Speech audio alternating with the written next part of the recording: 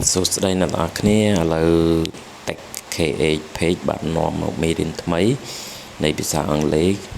verb ហើយនិង preposition ដែលយើងតពីវគ្គមុនណាដែលយើងមានបរិញ្ញាតាមពីអក្សរ A រហូតដល់អក្សរ Z ឥឡូវយើងអក្សរ A អត់ទាន់ចប់ទេចឹងពាក្យបន្តទៅទៀតគឺពាក្យ approve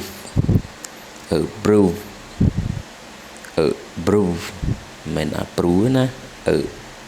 phonetic symbol approve ចឹងយល់ព្រមចឹងយើងប្រើជាមួយ clear preposition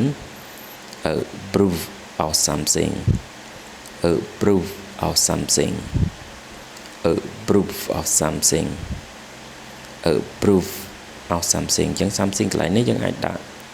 approve of increasing salary approve of increasing salary គឺយើងបន្ថែមប្រាក់ខែបន្ថែមទៀតអូខេ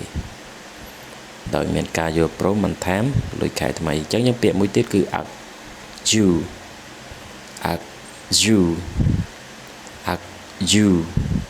ឆ្លោះគ្នាឬប្រកែកគ្នា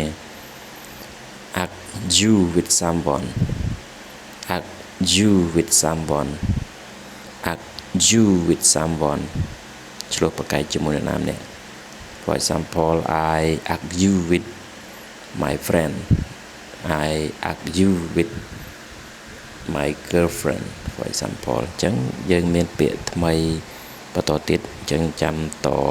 មេរៀនបន្តទៅ